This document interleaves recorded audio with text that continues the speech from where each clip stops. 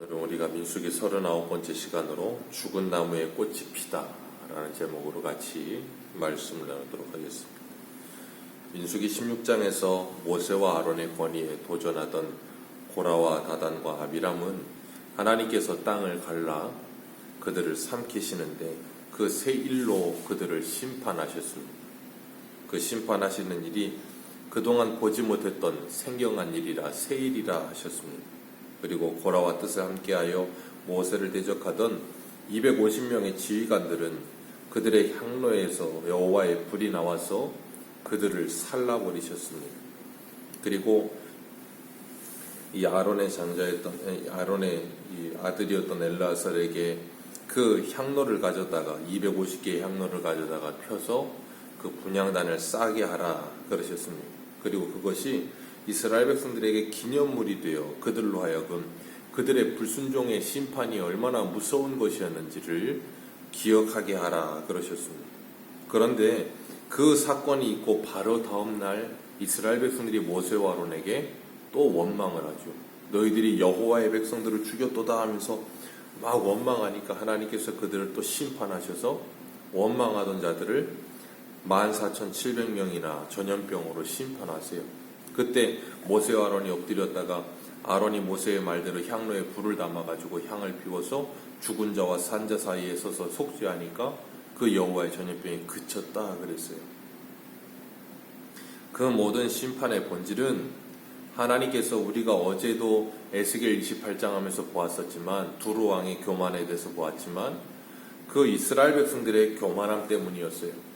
두루 왕이 스스로 말하기를 나는 신이라 했던 것처럼 이 이스라엘 백성들도 자신이 스스로 높아져서 자신이 신이 되고 자신이 왕이 되는 자리, 자신이 스스로가 모세와 아론의 자리에 서려는 그런 궁극적인 인간의 욕심과 이 본성이 발동하여 일어난 일이었습니다. 그것은 궁극적으로는 하나님의 권위에 도전하는 것이요 하나님의 자리에 서려고 하는 그런 아주 무서운 교만이었기 때문에 하나님께서 그들을 심판하신 것입니다.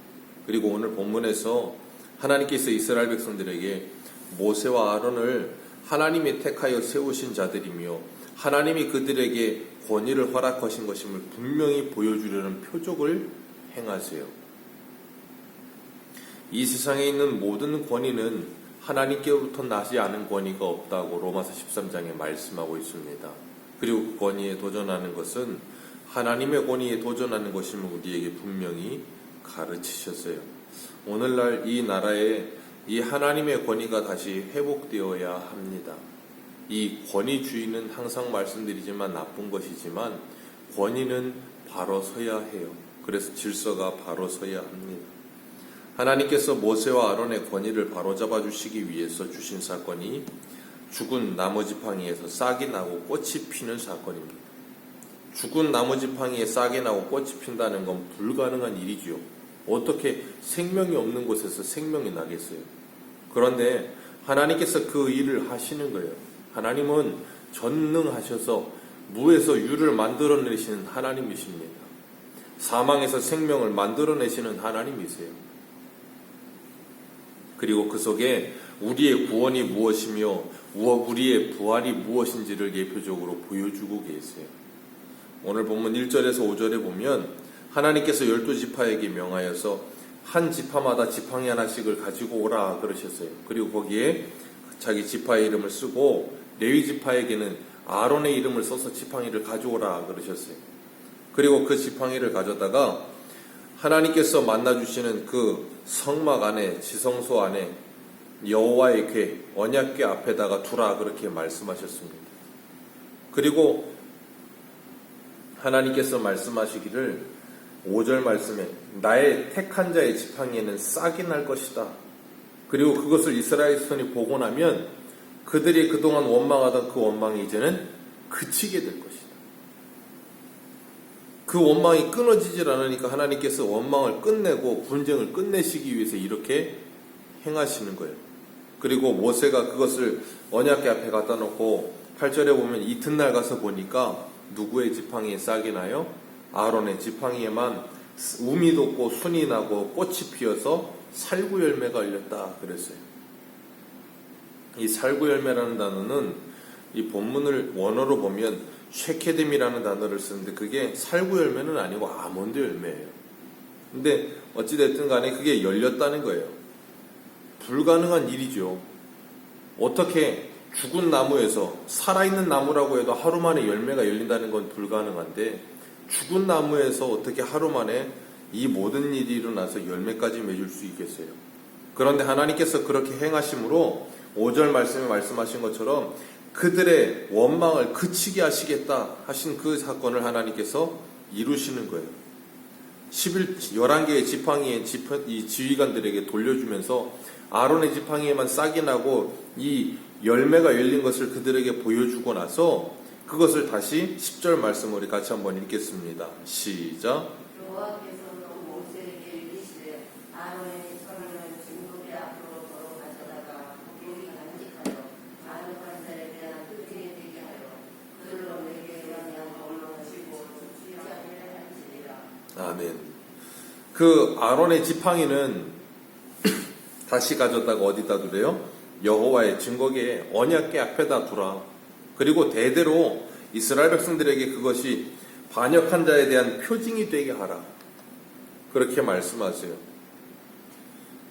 향로를 펴서 분향단을 쌓아서 그것을 기념물을 삼아라, 표징을 삼아라 하셨는데 그것뿐 아니라 쌍난 지팡이도 가져다가 언약궤 앞에 두고 대대로 두고 반역의 표징이 뭔지를 분명히 보여서 그들로 하여금 다시는 원망하여 죽지 않게.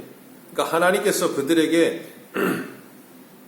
그 아론의 쌍난 지팡이를 볼 때마다 언약궤를 볼 때마다 뭘 느끼게 하세요?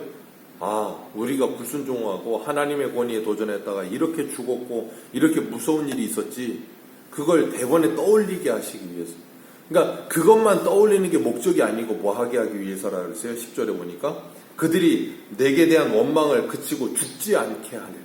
그러니까 하나님은 이스라엘 백성들을 더 이상 의미 없는 이런 원망하여 하나님 앞에 징계를 받고 심판을 받음으로 죽는 인원이 더 나타나지 않게 하시기 위해서 예방의 차원으로 이 일을 하시는 거예요. 이 증거궤 언약궤 안에는 3가지가 들어있어요. 첫 번째는 이 2 돌판이 들어있습니다. 그런데 그 2 돌판은 2번째 돌판이죠. 그리고 아론의 쌍난 지팡이가 들어있습니다. 그리고 또 하나는 만나가 들어있어요. 이 3가지는 하나님의 초자연적인 은혜임과 동시에 왜요? 하나님이 직접 돌판에다가 새기신 건 이 2 돌판밖에 없잖아요. 하나님께서 하늘에서 만나를 내리셨어요. 하나님께서 죽은 나무에 꽃이 피고 열매가 맺게 하셨어요. 초자연적인 하나님의 역사입니다. 그런데 또 한편으로는 이스라엘 백성들의 불순종의 상징이에요. 2 돌판, 2번째 돌판입니다. 첫 번째 돌판 어떻게 됐어요? 금송아지 만들었다가 그 첫 번째 돌판 깨져버렸죠. 만나, 이스라엘 백성들이 애굽에서 나와서 광야에서 먹을 것 없다고 하나님께 원망하다가 하나님이 만나 주셨죠. 그리고 2번째 이 아론의 쌍난 지팡이도 하나님의 권위에 도전하다가 심판을 받고 나서 하나님께서 다시는 그러지 못하도록 막기 위해 그들에게 이 지팡이를 주신 거예요. 그러니까 하나님께서 그들에게 불순종에 대한 표징으로 이것을 보여주시면서 뭐하게 하신 건가 하면 다시는 그런 불순종으로 그들이 임하지 않게 하시기 위해서. 그리고 이 언약궤는 하나님의 임재의 상징이거든요. 하나님의 임재의 상징이 언약궤입니다. 그 하나님의 임재를 가장 확실하게 드러내시는 분이 누구예요? 예수 그리스도. 하나님의 임재의 상징을 가장 확실하게 드러내시는 분이 예수님입니다. 하나님의 언약의 실체가 바로 예수님이에요. 예수님께서 우리의 모든 죄악됨과 하나님의 진노를 다 품고 십자가에 죽으시고 부활하심으로 우리를 뭐 하셨어요? 구원하여 주셨습니다. 이 아론의 쌍난 지팡이가 바로 그것을 예표적으로 담고 있는 거예요. 허물과 죄로 죽었던 우리들은 생명력 없는 지팡이와 같은 존재였으나 예수 그리스도의 부활을 통하여 내가 부활하여 생명력을 얻은 거예요. 이런 하나님의 은혜를 경험한 자들은 어떤 반응이 일어나는가 하면 이런 반응 가운데 하나님의 은혜를 받게 되는 겁니다. 12절 같이 읽습니다. 시작. 이스라엘 자손이 모세에게 말하여 이르되 보소서 우리는 죽게 되었나이다. 망하게 되었나이다. 다 망하게 되었나이다. 이게 어떤 상태예요? 심령의 가난함을 얻은 상태. 하나님을 만난 상태. 이사야 6장에서 하나님의 영광을, 하나님의 보좌와 하나님의 영광을 보고 난 후에 뭐라 그랬어요? 화로다. 나로 죽게 되었다. 베드로도 예수님을 만나고 나서 뭐라 그랬어요? 나를 떠나소서 나는 죄인이니이다.